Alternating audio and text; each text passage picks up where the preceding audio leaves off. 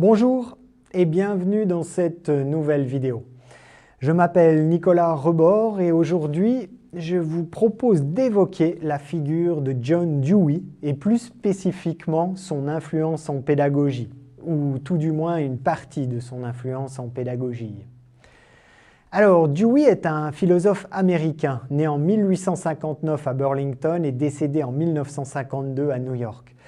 Dewey rencontre donc, durant son existence, toutes les mutations d'une Amérique qui passe de la ruée vers l'or à une très forte industrialisation. Une Amérique qui se développe donc très fortement sur le plan économique et industriel. Dewey va également connaître les deux guerres mondiales. C'est donc dans ce contexte de profonde transformation que va vivre Dewey. Évidemment, l'école va aussi se transformer durant notamment tout le mouvement de l'éducation nouvelle ou de l'école active depuis le début des années 1900. Dewey fera partie de ce mouvement qui va placer la participation active de l'élève au cœur de ses préoccupations. Dewey est un philosophe qu'on appelle pragmatiste. Il fait partie de ce mouvement initié par des grands noms comme celui de Charles Sanders Peirce, qui, rappelons-le, est avec Ferdinand de Saussure l'un des pères de la sémiologie ou de la sémiotique moderne. On retrouvera dans le pragmatisme des noms comme celui de William James, qu'on présente souvent comme le fondateur de la psychologie en Amérique. William James, qui est aussi, pour la petite histoire, le filleul de Ralph Waldo Emerson.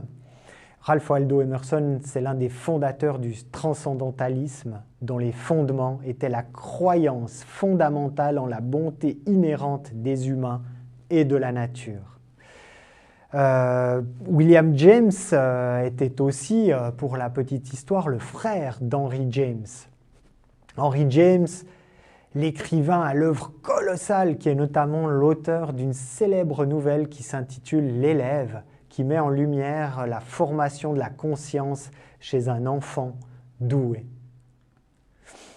Alors le pragmatisme, revenons à Dewey qui, comme je l'ai dit, fait partie de ce mouvement. Alors vous allez me dire, mais c'est quoi le pragmatisme ?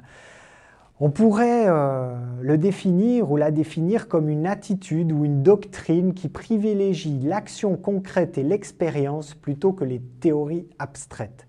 Je peux citer une maxime célèbre du pragmatisme. Quelle différence cela ferait en pratique si telle option plutôt que telle autre était vraie? C'est bien ce qui fonctionne qui est au cœur du pragmatisme et non la pure spéculation théorique.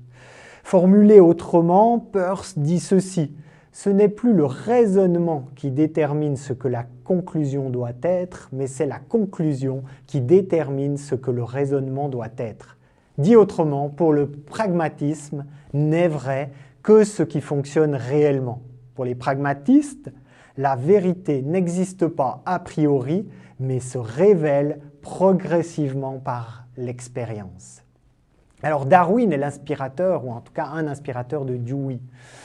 Alors rappelons que le fait que Dewey est né en 1859, exactement la même année que la parution de l'origine des espèces de Charles Darwin. Mais pourquoi c'est important? Eh bien, la théorie de l'évolution de Charles Darwin va inspirer le pragmatisme dans son ensemble, et particulièrement Dewey, dans le sens où le pragmatisme va considérer l'homme comme un animal parmi les autres animaux, sans lui donner une place particulière. Pour eux, la raison humaine n'est pas une faculté spéciale qui pourrait pénétrer le cœur de la réalité, mais quelque chose qui ne vise qu'à résoudre des problèmes pratiques.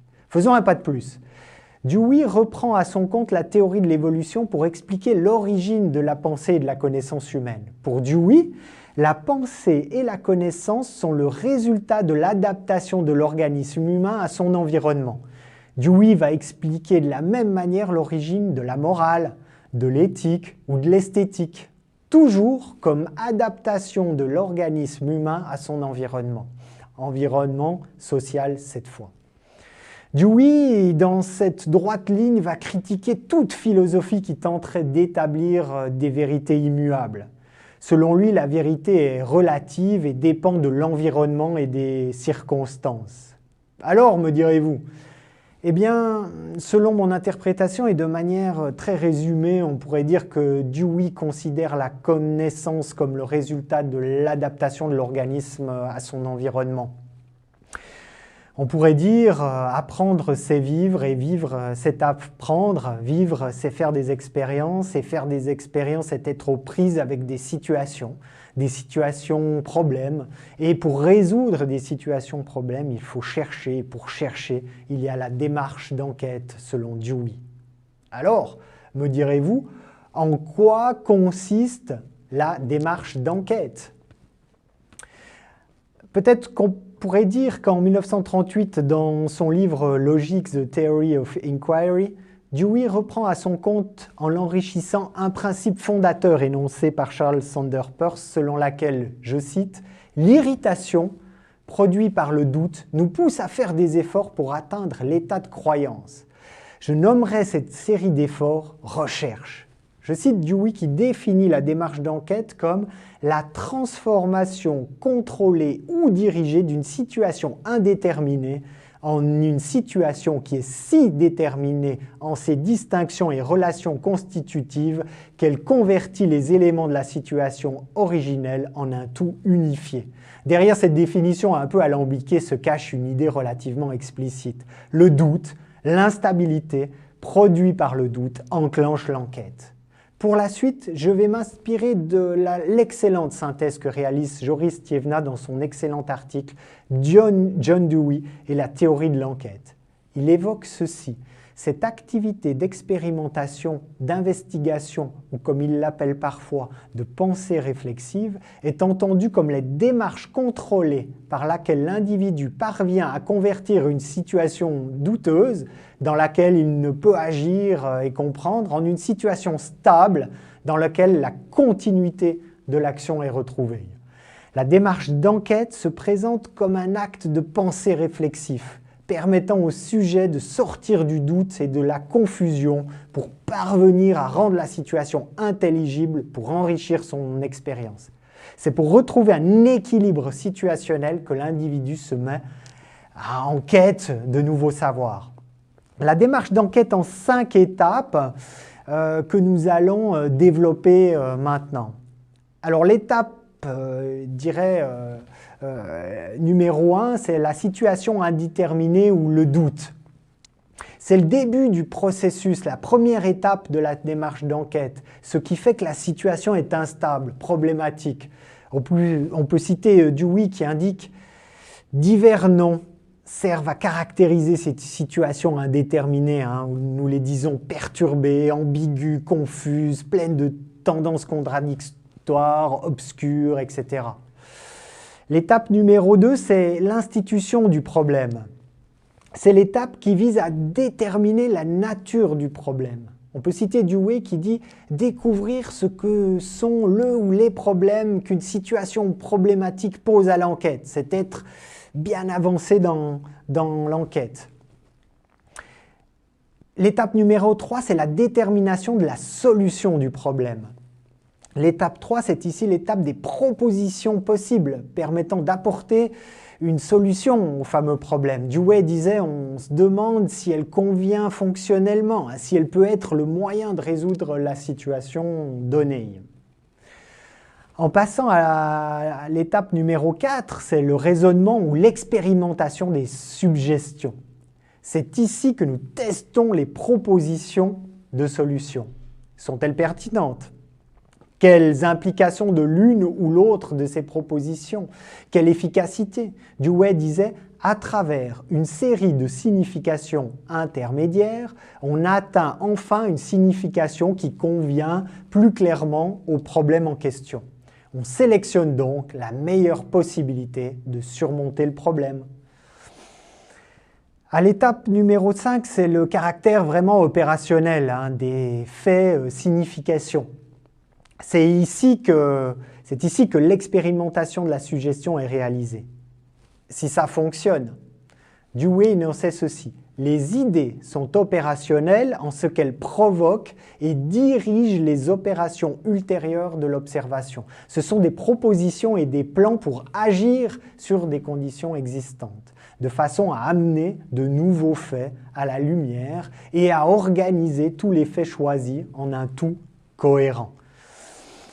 La démarche d'enquête en 5 étapes, nous venons de les traverser ici. Encore un petit mot que je voulais apporter entre Dewey et la pédagogie nouvelle. Peut-être avez-vous déjà entendu parler du hands-on learning qui peut aussi se traduire par l'apprentissage pratique ou encore comme apprentissage concret, qui est l'occasion pour les formateurs de s'engager avec les étudiants dans une expérience directe et une réflexion ciblée afin d'améliorer les connaissances, les compétences et les valeurs des étudiants. L'apprentissage pratique permet aux étudiants d'apprendre en faisant. Il s'agit du fameux « learning by doing » qui inspirera un autre grand pédagogue célèbre en la personne de Célestin Freinet, du côté de la France cette fois-ci. Apprendre en faisant, c'est faire l'expérience de quelque chose en leur donnant l'occasion de s'immerger dans un environnement d'apprentissage, ce qui permet de tout à la fois mettre en œuvre les compétences qu'ils ont acquises, tout en leur offrant la possibilité d'en développer de nouvelles. L'apprentissage pratique, structuré par une démarche d'enquête, voilà un des véritables apports de John Dewey. Lorsque les élèves sont engagés activement dans la tâche, ils sont là, présents dans la tâche, ils travaillent dans l'instant et non pour un hypothétique examen qui se présentera dans des mois. Mettre des graines en terre et observer un haricot qui pousse plutôt que d'entendre un enseignant expliquer les étapes du développement de la plante et surtout de comprendre pourquoi ça fonctionne, pourquoi ça ne fonctionne pas toujours. Dans un livre, par l'explication du maître, le haricot finit toujours par pousser, hein. Ça fonctionne. Dans la réalité, c'est pas si simple. Toutes les expériences ne fonctionnent pas. L'important pour Dewey, c'est de revenir, de résumer les apprentissages réalisés, d'en discuter. Et ces discussions doivent être préparées et argumentées. C'est ainsi que Dewey, par l'école, souhaite créer une société démocratique. Pour Dewey, l'éducation est un processus de vie et non une préparation à la vie. Dans ce sens, c'est ce que recherche Dewey. C'est un fonctionnement démocratique par la mise en discussion d'arguments posés qui puissent être mis en débat, débat où les idées puissent être défendues sereinement, où tous les points de vue puissent être entendus. Autre point indispensable pour Dewey, l'apprentissage doit être interdisciplinaire. Il doit pour Dewey y avoir continuité et interdépendance entre les matières. L'important pour lui de lier les matières entre elles est primordial. Décloisonner les matières. Hein. La fameuse graine de haricot qui pousse à une certaine vitesse et en fonction de certaines conditions. Le haricot peut également être le support pour des compositions écrites, pour la musique, pour l'art, etc., etc. Depuis là, on peut tout imaginer. Augmenter les liaisons et les connexions dans le cerveau en connectant les disciplines, c'est là un des véritables apports de John Dewey. Voilà, nous arrivons au terme de cette vidéo qui, je l'espère, vous aura convenu et vous aura plu. Je vous souhaite une toute belle suite à vous et au plaisir de vous retrouver éventuellement dans une prochaine vidéo. Je vous dis à bientôt et au plaisir.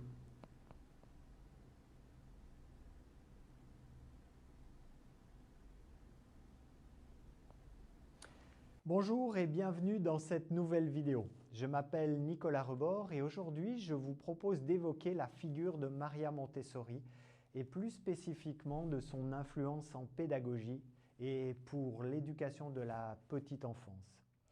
Alors Maria Montessori est une médecin et pédagogue italienne née en 1870 à Chiaraval et décédée en 1952 aux Pays-Bas.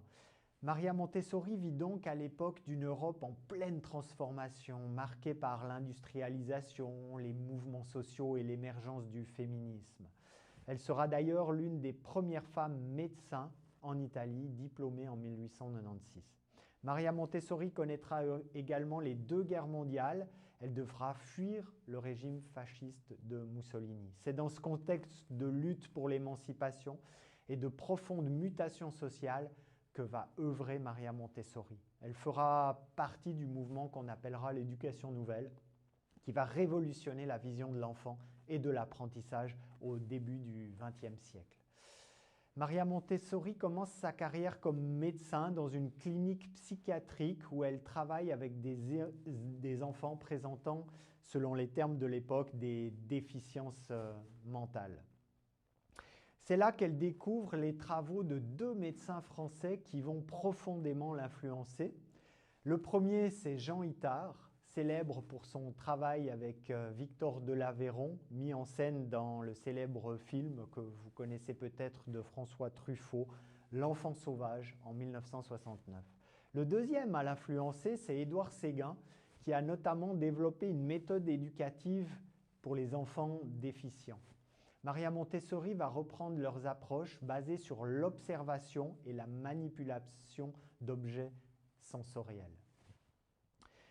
Mais voici où réside le génie de Maria Montessori. En observant les progrès extraordinaires de ces enfants considérés comme irrécupérables, elle se pose une question révolutionnaire. Si ces méthodes fonctionnent si bien avec des enfants en difficulté, qu'est-ce que cela donnerait avec tous les enfants? C'est cette intuition qui va la conduire à développer sa propre méthode pédagogique. Alors en 1907, on lui confie la direction d'une garderie dans le quartier populaire de San Lorenzo à Rome, la fameuse Casa dei Bambini ou Maison des enfants. C'est là que tout va prendre vraiment de l'ampleur. Maria Montessori va observer méthodiquement ces enfants issus de milieux défavorisés et c'est par cette observation scientifique qu'elle va découvrir des principes fondamentaux sur le développement de l'enfant. L'observation scientifique, c'est bien là toute la spécificité de Maria Montessori. Elle applique à la pédagogie sa rigueur de médecin et de scientifique. Elle observe, note, analyse, expérimente. Elle ne part pas d'une théorie abstraite, mais de ce qu'elle voit concrètement chez les enfants. Et ce qu'elle observe va bouleverser la vision de l'enfant de son époque. Alors qu'est-ce qu'elle découvre? Plusieurs choses importantes. Premièrement, que l'enfant possède un esprit absorbant, une capacité naturelle et inconsciente d'absorber tout ce qui l'entoure, particulièrement entre 0 et 6 ans. L'enfant apprend naturellement, sans effort conscient, comme une éponge absorbe de l'eau. Deuxièmement, elle identifie ce qu'elle appelle les périodes sensibles, des fenêtres temporelles durant lesquelles l'enfant est particulièrement réceptif à l'apprentissage de certaines compétences comme le langage, l'ordre, le mouvement, le raffinement sensoriel. Ces périodes sont transitoires et ne se reproduisent pas. Troisièmement, et c'est peut-être le plus important, elle découvre que l'enfant possède une capacité innée à se concentrer profondément lorsqu'il est engagé dans une activité qui l'intéresse vraiment. Elle observe des enfants capables de répéter la même activité des dizaines de fois avec une concentration intense, entrant dans ce qu'elle appellera la normalisation. Un terme qui peut surprendre aujourd'hui, mais qui ne désigne pas du tout une normalisation sociale ou une quelconque conformité. Pour Maria Montessori, c'est l'état naturel où l'enfant révèle sa vraie nature profonde, calme, concentré, joyeux, discipliné intérieurement, capable de construction de soi. C'est un retour à l'équilibre naturel de l'enfant. De ces observations naît un principe révolutionnaire « aide-moi à faire seul ». C'est toute la philosophie Montessori condensée en une seule phrase. L'adulte n'est plus celui qui transmet le savoir de manière frontale, mais celui qui prépare un environnement adapté et qui guide l'enfant vers l'autonomie. Alors, concrètement, comment ça se traduit? Eh bien, parce que Maria Montessori appelle l'environnement préparé. C'est un espace minutieusement organisé avec du matériel spécifique à la hauteur de l'enfant qui lui permet d'explorer, d'apprendre de manière autonome. Chaque élément a sa place, chaque matériel a un but pédagogique précis. L'ordre extérieur aide l'enfant à construire son ordre intérieur. Le matériel Montessori est conçu selon des principes précis. Il isole une difficulté à la fois. Il permet l'autocorrection, c'est-à-dire que l'enfant peut voir lui-même s'il a commis une erreur sans dépendre du jugement de l'adulte. De plus, le matériel doit être esthétique, doit être beau, car la beauté attire l'enfant et nourrit son développement. Maria Montessori identifie 4 grandes périodes dans le développement de l'être humain qu'elle appelle les plans de développement. Le premier plan, de 0 à 6 ans, est celui de l'esprit absorbant et de la construction de l'individualité. C'est la période la plus importante, celle où se forment les bases de la personnalité. Le deuxième des plans, de 6 à 12 ans, est celui de l'esprit raisonnant, de la morale et de la socialisation. L'enfant veut comprendre le monde, ses lois, le bien, le mal. C'est spécifiquement pour cette période que Maria Montessori développe le concept d'éducation cosmique, une approche qui vise à faire comprendre à l'enfant les liens entre tous les phénomènes de la nature, l'histoire de l'univers, la place de l'être humain dans ce grand tout. Le troisième plan, de 12 à 18 ans, est celui de la construction sociale et de l'identité. L'adolescent cherche sa place dans la société à ce moment-là. Le quatrième plan, de 18 à 24 ans, est celui de la maturité et de l'engagement dans le monde adulte. Dans la pédagogie Montessori, l'éducateur possède un rôle très spécifique. Il n'est plus le détenteur du savoir qui transmet ses connaissances, mais un guide qui observe, prépare l'environnement et présente le matériel au bon moment. L'éducateur doit développer ce que Montessori appelle l'humilité scientifique, c'est-à-dire la capacité à observer sans préjugés, à se mettre en retrait pour laisser l'enfant révéler sa vraie nature. Car pour Montessori, chaque enfant porte en lui un guide intérieur qui sait ce dont il a besoin pour se développer harmonieusement. Si on devait résumer la méthode Montessori en 3 piliers, on pourrait dire, premier pilier, la liberté dans un cadre structuré. L'enfant est libre de choisir son activité, mais dans un environnement organisé avec des règles très claires. Deuxième pilier, le respect des périodes sensibles et du rythme de chaque enfant. On n'impose pas un programme uniforme à toutes et tous. Troisième pilier, l'apprentissage par l'expérience sensorielle et la manipulation concrète. On apprend avec ses mains avant d'abstraire avec son esprit. Un aspect moins connu mais fondamental chez Maria Montessori, c'est son engagement pour la paix. Nous le disions précédemment, elle a vécu les 2 guerres mondiales, ce qui a certainement joué fortement dans son engagement pour une éducation comme moyen de construire un monde pacifique. Elle fut d'ailleurs nominée 3 fois pour le prix Nobel de la paix. Pour Montessori, un enfant qui a pu se développer harmonieusement, qui a appris l'autonomie, le respect de lui-même et des autres, qui a construit sa confiance intérieure, deviendra un adulte capable de coopérer et de paix, de coopération et de paix. L'éducation n'est pas une préparation à la vie, mais la vie elle-même, ce qui permet la construction d'une société meilleure. Alors aujourd'hui, il existe environ 25 000 écoles dans le monde affiliées ou inspirées de la méthode Montessori. Sa méthode a été validée par de nombreuses recherches en neurosciences qui confirment ses intuitions assez géniales. L'importance du mouvement dans l'apprentissage, la nécessité de l'autonomie, le rôle de l'environnement, etc. Mais au-delà des écoles qui portent son nom, c'est toute sa philosophie de l'enfant qui a transformé notre regard. Voir l'enfant comme un être compétent dès la naissance, respecter son rythme, croire en son potentiel créateur. Montessori aimait à reprendre la formule du poète William Wordsworth. L'enfant est le père de l'homme, c'est l'enfant qui construit l'adulte qu'il deviendra et notre rôle est de l'accompagner dans cette construction, pas de le façonner.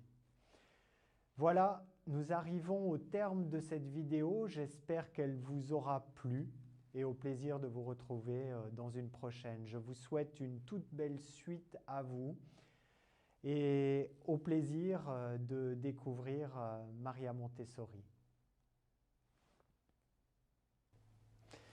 Bonjour et bienvenue dans cette nouvelle vidéo. Je m'appelle Nicolas Rebord et aujourd'hui, je vous propose d'évoquer la figure de Célestin Freinet et plus spécifiquement de son influence révolutionnaire en pédagogie et pour le développement d'une école populaire, coopérative et vivante. Alors Célestin Freinet est un instituteur et pédagogue français né en 1896 à Garces, un petit village des Alpes-Maritimes, et décédé en 1966 à Vence. Freinet traverse les deux guerres mondiales. La première le marquera profondément puisqu'il est gravement blessé au poumon en 1917. Blessure qui l'handicapera toute sa vie et l'empêchera de parler longuement devant une classe. Mais c'est paradoxalement cette blessure de guerre qui va en partie le conduire à inventer une pédagogie différente. Freinet vit dans une France rurale en pleine transformation, marquée par l'exode rural, l'industrialisation et les tensions sociales de l'entre-deux-guerres. C'est un homme engagé politiquement, membre du Parti communiste jusqu'en 1953, profondément attaché aux classes populaires et au monde ouvrier et paysan. Sa pédagogie sera indissociable de cet engagement pour l'émancipation populaire. En 1920, Freinet devient instituteur dans le petit village de Bar-sur-Loup dans l'arrière-pays niçois. C'est là, dans cette école de village, avec ses élèves issus de familles paysannes, que Freinet va commencer à expérimenter et à inventer sa pédagogie. Face à lui, des enfants qui parlent provençal à la maison, qui vivent dans un monde rural, qui ont besoin de bouger, de faire, de créer. Et Freinet, avec son poumon abîmé, ne peut pas faire de longs discours magistraux. Il doit trouver une autre solution. C'est dans ce contexte très concret, très matériel, que naît la pédagogie Freinet. Non pas d'une théorie abstraite, mais de la nécessité pratique de faire classe autrement. Alors pour comprendre la révolution de Freinet, il faut comprendre contre quoi il se bat. L'école primaire française des années 1920 est largement dominée par ce qu'il appelle la scolastique. Des leçons magistrales, des manuels uniformes, des exercices répétitifs, la récitation, la dictée, les problèmes artificiels. L'enfant est passif, il écoute, il répète et il mémorise. L'école est coupée de la vie, coupée du village, coupée des préoccupations réelles des enfants. On apprend pour apprendre, pour passer des examens, mais pas pour vivre, pas pour comprendre le monde. Freinet va développer une critique radicale de cette école caserne et inventer progressivement ce qu'il appellera l'école moderne. Une école vivante, active, coopérative, reliée à la vie. Alors, en 1924, Freinet introduit une innovation qui va révolutionner sa pratique. Il installe une imprimerie dans sa classe, une vraie imprimerie avec des caractères en plomb, une presse, de l'encre. Pourquoi cette idée?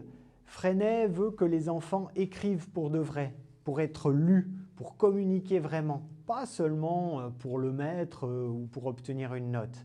Avec l'imprimerie, les textes des enfants deviennent de vrais documents qu'on peut diffuser, qu'on peut envoyer à d'autres écoles, qu'on peut montrer aux parents. L'imprimerie transforme totalement le rapport à l'écriture. Les enfants composent leurs textes, lettre par lettre, apprennent la typographie, l'orthographe, prend du sens car le texte sera publié. C'est un travail manuel, technique, mais c'est aussi un travail intellectuel et créatif. On retrouve ici l'idée que le travail manuel et le travail intellectuel ne sont pas séparés. Avec l'imprimerie vient naturellement le texte libre. Qu'est-ce que c'est que le texte libre? C'est un texte que l'enfant écrit librement sur ce qu'il veut, quand il veut. Pas un sujet imposé, pas une rédaction sur mes vacances, sur l'automne. Non, l'enfant écrit ce qui l'habite, ce qui le touche, ce qu'il observe, ce qu'il ressent. Chaque matin, les enfants peuvent proposer leur texte libre. La classe les lit ensemble, en discute, en choisit un ou plusieurs pour l'imprimer. C'est un moment démocratique. On argumente, on justifie ses choix, on respecte la création de chacun. Le texte libre, c'est la reconnaissance de l'expression personnelle de l'enfant. C'est l'idée que l'enfant a quelque chose à dire, une parole propre qui mérite d'être écoutée et diffusée. C'est révolutionnaire dans une école qui imposait jusqu'alors tous les contenus. Très vite, Freinet a une autre idée géniale, mettre en relation sa classe avec d'autres classes. En France et même à l'étranger, c'est la correspondance scolaire. Les enfants écrivent à des correspondants dans d'autres villages ou d'autres régions. Ils s'envoient leurs textes imprimés, leurs journaux de classe, des colis avec des objets locaux, des photos, des documents sur leur région. Cette correspondance donne un sens formidable à l'écriture, à la lecture, à la géographie. On écrit pour de vrai, destinataires qui attendent nos lettres. On découvre d'autres modes de vie, d'autres paysages, d'autres cultures. L'ouverture sur le monde entre dans la classe. La correspondance crée aussi un sentiment de solidarité, de coopération entre enfants de différents milieux. C'est une éducation à la paix, à la fraternité, des valeurs essentielles pour Freinet qui a connu l'horreur de la guerre. Avec l'imprimerie et les textes libres, naît naturellement le journal scolaire ou journal de classe. Régulièrement, la classe édite un petit journal qui rassemble les meilleurs textes libres, des dessins, des comptes rendus d'activités, des informations sur la vie de l'école, du village. Ce journal est diffusé aux familles, aux correspondants, parfois vendu dans le village. Les enfants en sont très fiers. Ils deviennent auteurs, éditeurs, diffuseurs. Ils apprennent l'importance de la qualité du travail, de la présentation, de la diffusion. Le journal scolaire fait aussi le lien entre l'école et les familles populaires qui souvent sont intimidées par l'école. Là, ils peuvent voir le travail de leurs enfants, comprendre ce qui se fait en classe, participer en somme à la vie scolaire. Au-delà des techniques, Freinet développe une conception de l'apprentissage qu'il appelle le tâtonnement expérimental. Cette idée, il l'emprunte en partie à la psychologie, mais il la fonde surtout sur l'observation des enfants. Pour Freinet, l'enfant apprend naturellement par essais et erreurs, par tâtonnements successifs, comme il a appris à marcher ou à parler. L'apprentissage n'est pas une transmission directe du maître à l'élève, c'est une construction progressive par l'enfant lui-même, à travers l'expérience, l'action, l'erreur, la correction. Le rôle du maître n'est pas d'imposer des connaissances toutes faites, mais de créer un environnement riche, de proposer des situations qui permettent à l'enfant d'expérimenter, de chercher, de découvrir. L'erreur n'est pas une faute à sanctionner, c'est une étape normale et nécessaire de l'apprentissage. On voit ici une convergence avec Dewey et son apprentissage par l'expérience. Mais Freinet l'ancre davantage dans le travail concret et la création. Freinet parle aussi de méthodes naturelles de lecture, d'écriture, de mathématiques. Qu'est-ce que cela signifie pour lui ? Pour lui, on apprend à lire et à écrire comme on apprend à parler, naturellement, globalement, en situation réelle de communication, pas par l'étude abstraite de syllabes ou de règles de grammaire déconnectées. Non, l'enfant apprend à lire parce qu'il veut lire les textes de ses camarades, parce qu'il veut lire les lettres de ses correspondants, parce qu'il cherche des informations dans des documents. Il apprend à écrire parce qu'il a quelque chose à dire, quelque chose à raconter, quelque chose à partager. Les mathématiques aussi s'apprennent en situation. On compte pour de vrai, on mesure pour construire quelque chose, on calcule pour gérer la coopérative de la classe. C'est toujours le sens, l'utilité réelle qui guide l'apprentissage. Freinet met en place dans sa classe une coopérative scolaire.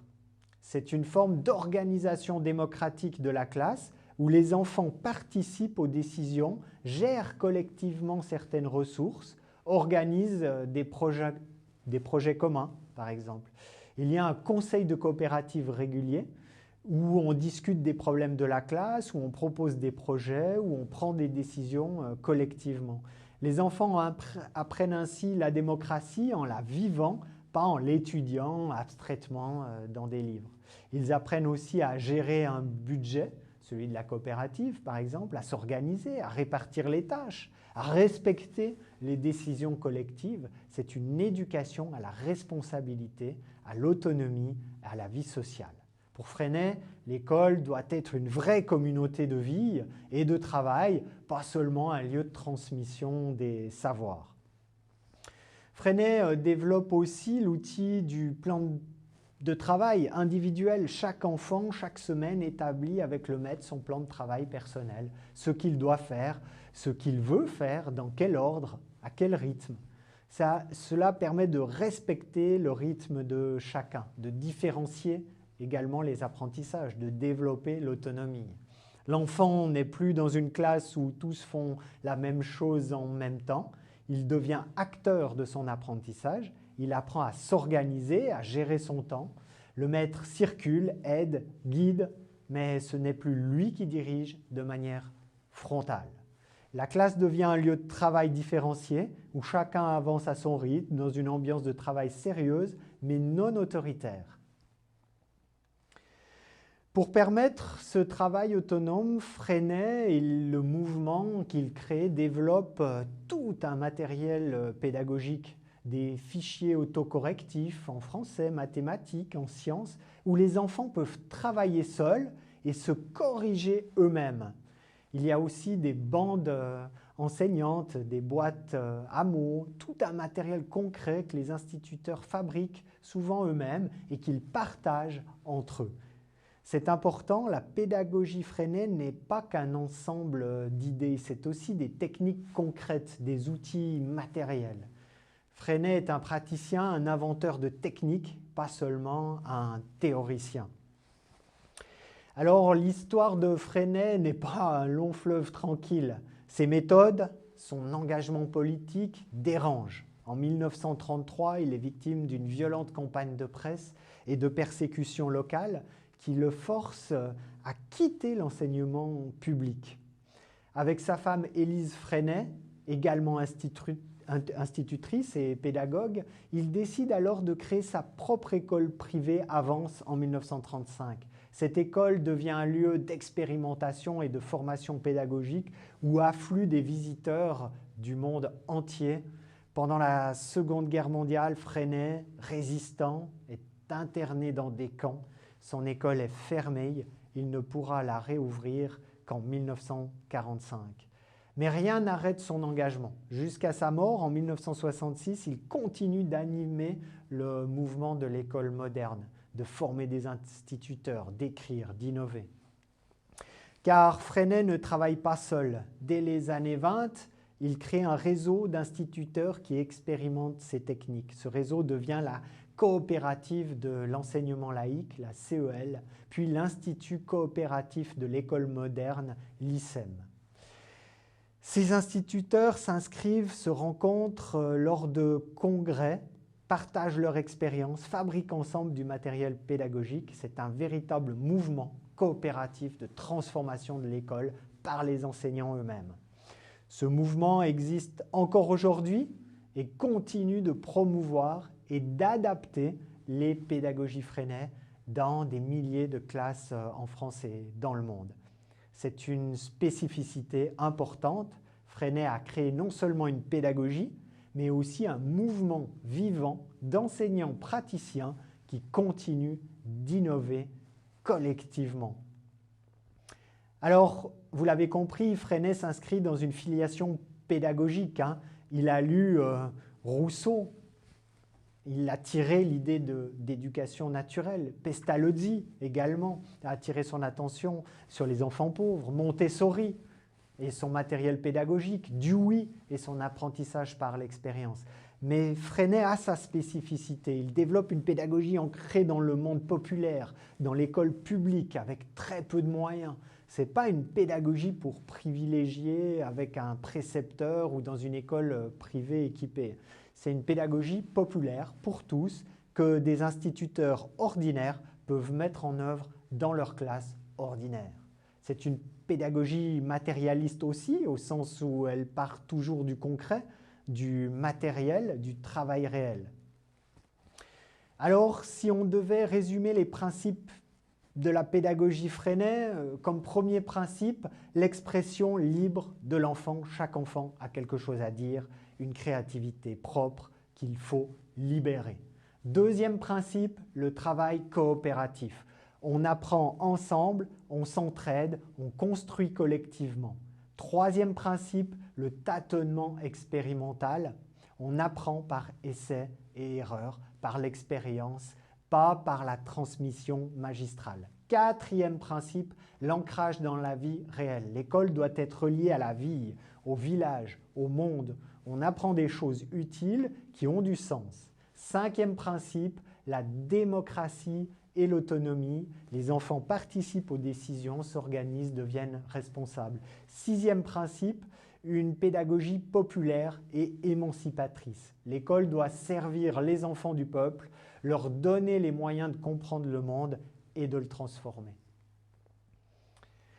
La pédagogie Freinet a aussi ses limites et suscite, comme toujours, quelques débats. Certains lui reprochent de négliger les savoirs structurés, la transmission culturelle au profit d'une trop grande spontanéité. La question se pose, comment assurer que tous les enfants acquièrent les connaissances fondamentales?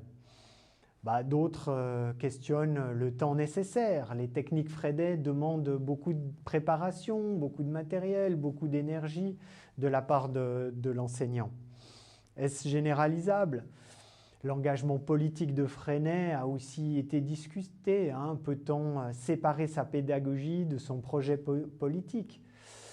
L'émancipation populaire, que doit-on le faire? Enfin, certains pointent le risque d'une certaine idéalisation de l'enfant et de la spontanéité enfantine qui pourrait conduire à ne pas suffisamment guider, structurer les apprentissages.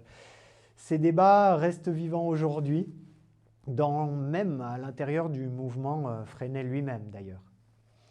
L'héritage de Freinet reste considérable. Des milliers d'enseignants en France et dans le monde utilisent ces techniques. Le texte libre, la correspondance scolaire, aujourd'hui numérique par exemple, le journal de classe, le conseil d'élèves, le plan de travail, ces idées sur l'expression créatrice, la coopération, le tâtonnement expérimental ont largement diffusé et infusé dans la pédagogie contemporaine et bien au-delà du mouvement Freinet stricto sensu. L'idée de relier l'école à la vie, de partir des intérêts des enfants, de développer leur autonomie et leur esprit critique sont aujourd'hui des principes largement partagés.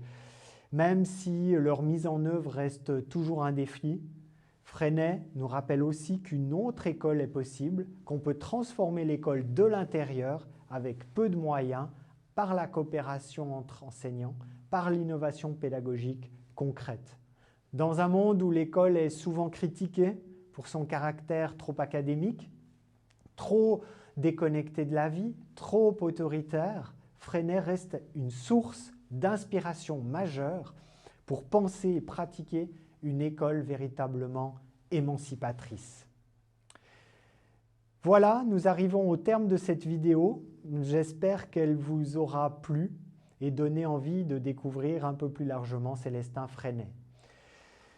Je vous souhaite une toute belle suite à vous et au plaisir de vous retrouver dans une prochaine vidéo. Bonjour et bienvenue dans cette nouvelle vidéo. Je m'appelle Nicolas Rebord et aujourd'hui je vous propose d'évoquer la figure de Georg Kerschensteiner et plus spécifiquement de son influence majeure en pédagogie et pour le développement de l'école du travail et de la formation professionnelle. Alors, Georg Kerschensteiner est un pédagogue allemand né en 1854 à Munich et décédé en 1932 dans la même ville. Kerschensteiner vit dans une Allemagne en pleine transformation industrielle et sociale. Une Allemagne qui s'unifie en 1871 et qui devient rapidement une grande puissance économique et industrielle européenne. C'est l'époque de la seconde révolution industrielle, du développement massif des usines, des chemins de fer, de l'électricité. Cette transformation économique pose sérieusement la question de la formation des travailleurs et de l'adaptation du système éducatif aux besoins d'une société moderne. C'est dans ce contexte que Kerschensteiner va développer sa réflexion pédagogique originale, centrée sur le travail manuel et la formation professionnelle. Kerschensteiner commence sa carrière comme instituteur, puis devient professeur de mathématiques et de physique dans l'enseignement secondaire. En 1895, lorsqu'il devient Staatsschulrat, conseiller scolaire municipal de la ville de Munich, Kerschensteiner va pouvoir mettre en pratique ses idées révolutionnaires. À ce poste, il dispose d'une autorité considérable pour réformer l'ensemble du système scolaire de la ville. Et c'est exactement ce qu'il va faire pendant près de 25 ans. Munich devient alors un véritable laboratoire pédagogique où Kerschensteiner expérimente ses conceptions. Il transforme radicalement les écoles primaires et développe un système de formation professionnelle qui va faire de Munich un modèle admiré dans toute l'Europe et souvent bien au-delà. Pour comprendre l'apport de Kerschensteiner, il faut comprendre contre quoi il réagit. L'école allemande de la fin du XIXe siècle est largement dominée par l'instruction formelle, l'enseignement livresque, la mémorisation, une pédagogie traditionnelle en somme.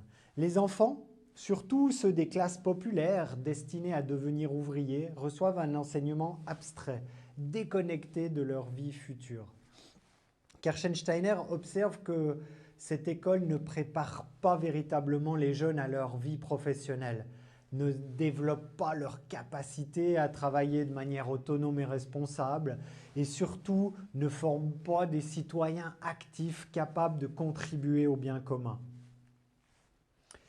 Alors face à ce constat, Kerschensteiner développe le concept d'école du travail ou Arbeitsschule en allemand. Attention, il ne s'agit pas simplement d'apprendre un métier, c'est une conception beaucoup plus profonde et plus riche. Pour Kerschensteiner, le travail manuel, l'activité pratique, la fabrication concrète d'objets ont une valeur éducative fondamentale. Ce n'est pas seulement une préparation professionnelle, c'est un moyen de développer toutes les facultés de l'enfant, son intelligence, sa volonté, son sens moral, sa capacité de coopération. Alors l'idée centrale est que c'est en travaillant, en faisant, en créant quelque chose d'utile et de concret que l'enfant se développe effectivement. Le travail n'est pas une punition ou une contrainte, c'est le moyen par excellence de l'éducation. Alors, concrètement, Kerschensteiner va équiper les écoles de Munich d'ateliers, menuiserie, travail du métal, cuisine, couture, jardinage. Les enfants passent une partie importante de leur temps scolaire à travailler dans ces ateliers, à fabriquer des objets réels utiles. Mais, et c'est essentiel, ce n'est pas un simple apprentissage technique. Dans l'atelier, l'enfant doit réfléchir, planifier son travail, résoudre des problèmes concrets, comprendre les propriétés des matériaux, appliquer des notions de géométrie, de physique, de mathématiques, calculer. Le travail manuel devient le support d'apprentissage intellectuel. De plus, dans l'atelier, les enfants travaillent souvent en groupe, coopèrent, s'entraident. Ils apprennent la rigueur, la persévérance et le soin du travail bien fait. Ce sont des qualités morales et sociales qui se développent par le travail. Mais l'innovation peut-être la plus importante de Kirchensteiner, c'est son travail sur ce que l'on appelle l'école de perfectionnement ou l'école de formation continue ou éventuellement l'école complémentaire ou Fortbildungsschule en allemand. Des écoles professionnelles continues qui existent déjà sous des formes locales en Allemagne, mais de quoi s'agit-il véritablement? À l'époque, les jeunes quittent l'école primaire vers 14 ans pour entrer directement dans le monde du travail comme apprentis. Kirchensteiner constate qu'ils n'ont alors plus aucune formation, plus aucun contact avec l'école. Leur éducation s'arrête brutalement. Du coup, sa grande innovation est de rendre la fréquentation de ces écoles obligatoire pour tous les jeunes apprentis. Ils doivent revenir à l'école 1 ou 2 journées par semaine pendant plusieurs années. Ils y reçoivent une formation générale et professionnelle complémentaire à leur apprentissage en entreprise. C'est l'ancêtre de ce qu'on appellera plus tard l'alternance ou la formation en apprentissage. Alors, pour Kirchensteiner, l'école du travail n'est pas seulement une préparation professionnelle. Et ça, c'est important, c'est aussi et surtout une formation civique. Alors, il développe le concept d'éducation citoyenne ou Staatsbürgerliche Erziehung. Son idée est que c'est en apprenant à travailler avec soin, en comprenant l'importance du travail bien fait, en coopérant avec les autres, en contribuant par son travail au bien commun, que l'enfant devient un citoyen responsable. Le bon citoyen, pour Kirchensteiner, ce n'est pas celui qui connaît par cœur la Constitution, c'est celui qui a appris à travailler consciencieusement, à respecter le travail des autres, à contribuer par ses compétences au bien de la communauté. La formation professionnelle et la formation civique sont pour lui indissociables. Alors Kirchensteiner utilise beaucoup le terme allemand de Beruf, qui est difficile à traduire en français. Beruf signifie à la fois le métier, à la fois la profession, mais aussi la vocation ou un appel. Pour Kirchensteiner, chaque individu doit trouver son Beruf, c'est-à-dire le métier qui correspond à ses aptitudes et dans lequel il pourra s'accomplir et servir la communauté. L'école doit aider chaque enfant à découvrir ses aptitudes, ses talents particuliers et à les développer au maximum. Il ne s'agit pas d'imposer à tous le même programme abstrait, mais de permettre à chacun de développer ses capacités propres à travers des activités concrètes et variées. C'est une vision très différente de l'école qui sélectionne et trie les élèves. Pour Kirchensteiner, chaque enfant a de la valeur, chaque métier a de la dignité, et c'est en permettant à chacun de trouver sa voie que l'école remplit sa mission. Alors Kirchensteiner s'inscrit dans une tradition pédagogique allemande et suisse. Il se réclame explicitement de Pestalozzi, ce pédagogue suisse qui déjà au début du XIXe siècle insistait sur l'importance de l'activité concrète, du travail manuel, de l'éducation par la tête, le cœur et la main. Il est également influencé par Froebel, le créateur des jardins d'enfants, qui avait mis au centre de sa pédagogie l'activité créatrice de l'enfant, le jeu, la manipulation d'objets. Kirchensteiner prolonge et systématise ses intuitions en les appliquant à l'ensemble du système scolaire, y compris aux adolescents et aux jeunes en formation professionnelle. Alors, il est fascinant de constater les convergences entre Kirchensteiner en Allemagne et John Dewey aux États-Unis, deux penseurs qui développent leurs idées à peu près au même moment, de part et d'autre de l'Atlantique, sans se connaître véritablement au départ. Alors, comme Dewey, Kirchensteiner place l'activité pratique au cœur de l'apprentissage. Le learning by doing de Dewey trouve un écho dans l'Arbeitsschule de Kirchensteiner. Tous deux critiquent l'école traditionnelle, centrée sur la transmission passive de connaissances relativement abstraites. Tous deux insistent également sur la dimension sociale et démocratique de l'éducation. Pour Dewey, comme pour Kirchensteiner, l'école doit former des citoyens actifs et responsables. Là où Dewey parle d'éducation démocratique par l'expérience sociale, Kirchensteiner parle d'éducation citoyenne par le travail. Alors, toutefois, une différence importante les sépare. Dewey insiste davantage sur l'aspect expérimental et la résolution de problèmes dans tous les domaines de connaissances, tandis que Kirchensteiner se concentre spécifiquement sur le travail manuel et la formation professionnelle. Dewey vise une éducation démocratique pour tous. Kirchensteiner développe surtout un système pour les classes populaires destinées aux métiers manuels.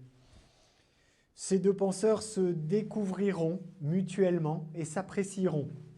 Dewey visitera d'ailleurs l'Allemagne et étudiera le système scolaire de Munich avec grand intérêt. Alors, le système développé par Kirchensteiner à Munich attire rapidement l'attention internationale. Des délégations viennent du monde entier pour observer ces écoles et ces ateliers. Ces idées influencent le développement des systèmes de formation professionnelle dans de nombreux pays.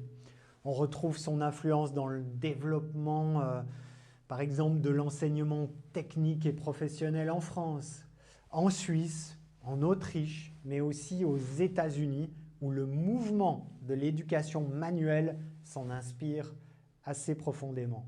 Même en Russie soviétique, à l'époque, certains aspects de sa pédagogie du travail seront repris, notamment par Anton Makarenko, qui développera une pédagogie collective centrée sur le travail productif. Kirchensteiner fait partie de ce grand mouvement de réforme pédagogique du début du XXe siècle, aux côtés de Dewey, de Maria Montessori, d'Ovid de Crowley ou de Célestin Freinet. Toutefois, il se situe parfois à la frontière entre pédagogie réformiste et pédagogie de l'efficacité sociale, moins radicalement progressiste que certains de ses contemporains, mais profondément engagé dans la transformation de l'école. Alors, si on devait résumer les principes pédagogiques de Kirchensteiner, on pourrait dire que, premier principe, apprendre par l'action, par le faire, par le travail concret. La connaissance ne se transmet pas de manière abstraite, elle se construit par l'activité. Deuxième principe, le travail manuel a une valeur éducative globale, pas seulement professionnelle. Il développe l'intelligence, la volonté et le caractère. Troisième principe, l'école doit préparer à la vie professionnelle et civique. Former un bon travailleur et former un bon citoyen, c'est le même processus. Alors, quatrième principe, chaque élève a des aptitudes particulières qu'il faut découvrir et développer. L'école doit s'adapter à la diversité des talents. Cinquième principe, la formation ne s'arrête pas à la fin de l'école primaire. La formation continue obligatoire des apprentis est indispensable. Alors, effectivement, il faut replacer Kirchensteiner dans son époque, dans son contexte historique. Sa vision de la formation professionnelle s'inscrit dans l'Allemagne impériale, puis de Weimar, avec ses structures sociales très hiérarchisées. Son modèle, bien qu'il valorise tous les métiers, reste fortement lié à la division sociale du travail de son époque. Il maintient dans les faits une séparation relativement stricte entre l'enseignement général pour les élites et la formation professionnelle pour les classes plutôt populaires. la mobilité sociale reste assez limitée. On peut aussi questionner sa conception parfois très fonctionnaliste de l'éducation. Former l'individu pour qu'il serve efficacement la société. N'y a-t-il pas un risque d'instrumentalisation, de réduire l'éducation à une simple préparation au monde du travail? Enfin, après sa mort en 1932, le régime nazi instrumentalisera certains aspects de sa pensée, notamment les notions de discipline, de travail collectif et de formation civique, en les vidant de leur dimension humaniste et en les détournant au service d'une idéologie totalitaire. Il est important de préciser que Kerstensteiner lui-même n'a jamais adhéré à cette idéologie. Alors aujourd'hui, l'héritage de Kerstensteiner reste très présent, même si on cite assez peu son nom. Le système dual de formation professionnelle qui combine apprentissage en entreprise et formation à l'école et qui est toujours le modèle dominant en Allemagne, en Suisse, en Autriche, doit beaucoup, même énormément, à Kerstensteiner. L'idée que le travail manuel, l'activité pratique, la fabrication concrète ont une valeur éducative fondamentale est aujourd'hui largement acceptée. Les ateliers, les projets pratiques, les stages, l'alternance sont devenus des composantes normales de l'éducation. La revalorisation de l'enseignement professionnel, la reconnaissance de l'égale dignité de tous les métiers restent des combats actuels qu'il faut mener, où l'héritage de Kerstensteiner reste pertinent. Enfin, l'idée que l'éducation doit former des citoyens responsables, capables de contribuer au bien commun par leur travail, reste au cœur des débats sur les finalités de l'école. On peut voir en Kerstensteiner un précurseur de ce qu'on peut appeler aujourd'hui l'éducation tout au long de la vie. Son insistance sur la nécessité de contribuer à continuer de se former après l'école, son système d'école continue obligatoire pour les apprentis anticipe les enjeux contemporains de formation continue et de développement des compétences professionnelles. Dans un monde où les métiers évoluent très rapidement, où la formation initiale ne suffit plus toujours pour toute une carrière, les intuitions de Kerstensteiner sur la nécessité d'une formation continue, articulées avec l'expérience professionnelle, sont plus que jamais d'actualité. Voilà, nous arrivons au terme de cette vidéo. J'espère que cette découverte vous aura plu. Je vous souhaite une toute belle suite à vous et au plaisir de vous retrouver dans une prochaine vidéo.